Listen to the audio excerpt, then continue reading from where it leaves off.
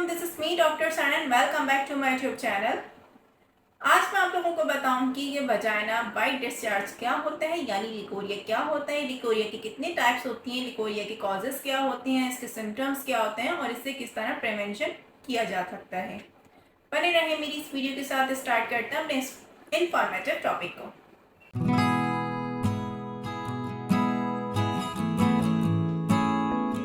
अगर गाइस आप मेरे चैनल पर न्यू हैं तो मेरे चैनल को लाइक करें, सब्सक्राइब करें, बेल आइकन को बटन को दबाना मत भूलिए कि मेरे आने वाली वीडियो की नोटिफिकेशन आपको मिलती रहेगी।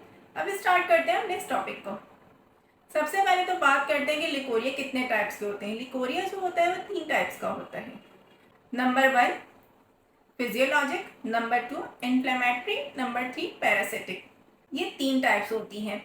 फिजियोलॉजिक जो लिकोरिया होता है ये नॉर्मल लिकोरिया होता है, ये पैदा हुई बच्चियों में भी देखा गया है। ये लिकोरिया होता है, हल्का फुल्का सा वाइट डिस्चार्ज होता है और ये माहवारी आने से जब लड़की को फर्स्ट टाइम पीरियड्स होते हैं उससे 1-2 साल पहले भी आना स्टार्ट हो जाता है, तो ये नॉर्मल है।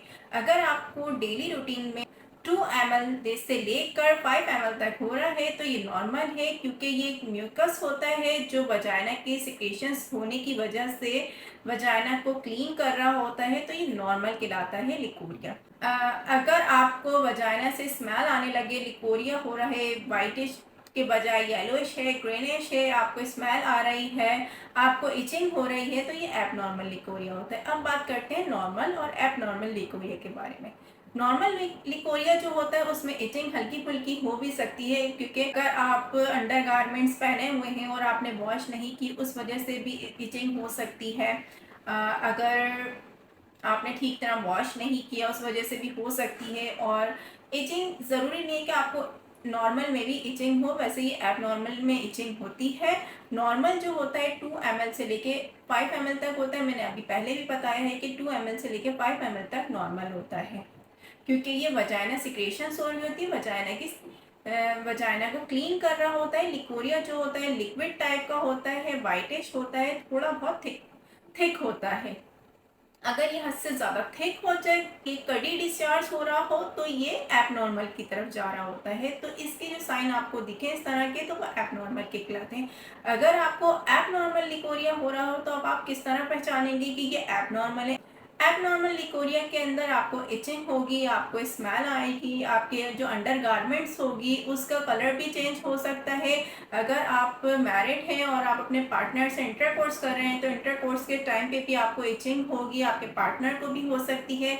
या तो अगर आपके पार्टनर को दाने टाइप के हैं तो वो आपको भी हो सकते हैं, आपकी सर्विक्स के साइड पे आ सकते हैं, आपकी वजाइना की साइड पे आ सकते हैं। तो ये दोनों का ही फिर ट्रीटमेंट होता है। ये नहीं कि अगर हम आपको ठीक कर दें तो आपके पार्टनर को इससे लग जाए एलर्जी या इन्फेक्शन आपके पार्टनर को लगे, तो ये वापस से आपको इसकी जो सिम्टम्स होंगे वापस से ये आपको बीमारी हो जाएगी। और फिर अगर आप दोनों ही पार्टनर मिलकर ट्रीटमेंट नहीं करवाएंगे तो ये वापस से स्टार्ट हो जाएगा। तो इसलिए इसका ट्रीटमेंट करवाना बहुत ज़रूरी है। और मैं ये नहीं कहूँगी कि आप लोग घर में ही इसका ट्रीटमेंट करें। अगर ये नॉर्मल है तो आप घर में नॉर्मल का ट्रीटमेंट कर सकते हैं। अगर ये एब नॉर्मल है तो एब नॉर्मल के लिए आपको अपने करीबी गायनेकोलॉजिस्ट डॉक्टर को दिखाना बहुत ज़रूरी है। अब बात करते हैं इसको प्रिवेंशन किस तरह किया जा सकता है। पहले तो आपको टैप वाटर से ही अच्छी तरह वॉश करना है। हद से ज़्यादा आपको वॉश नहीं करना है कि आप बार बार वॉशरूम जा रहे हैं और वॉश कर रहे हैं अपनी वजाइना को। तो उससे ये होगा जो आपके गुड बैक्टीरिया होंगे वो डेथ हो जाएंगे। एंड जो आपका पीएच होता है वजाइना के अंदर जो पीएच होगा तो वो भी आहिस्ता आहिस्ता ख़त्म हो जाएगा। तो आपकी वजाइना की साइड से ड्राइनेस हो जाएगी, तो आपको इचिंग भी होगी। फिर आपको लिकोरिया जो होगा वहाँ पे जो बैक्टीरिया होंगे वो बैड बैक्टीरिया आ जाएंगे, गुड बैक्टीरिया की डेथ हो जाएगी। इस वजह से फिर आपको एबनॉर्मल लिकोरिया के सिम्टम्स शो होंगे। अगर आपको पता चल जाए कि ये नॉर्मल है और एबनॉर्मल है तो फिर आपको घर में ही किस तरह नॉर्मल वाले को प्रिवेंशन करना है और एब नॉर्मल में आपको तो हर हाल में ही डॉक्टर को जाकर दिखाना है। क्योंकि अगर आप अपनी एक गायनेकोलॉजिस्ट डॉक्टर के पास जाते हैं तो वो आपका वजाइना एग्जामिन करती हैं, जिसमें एग्जामिनेशन में पता चलता है कि कहीं सर्विक्स की साइड पे कोई इन्फ्लेमेशन तो नहीं है, कोई इन्फेक्शन तो अंदर आपके क्रिएट नहीं हो रहा जिस वजह से आपका जो एब नॉर्मल डिस्चार्ज है वो ठीक नहीं हो रहा।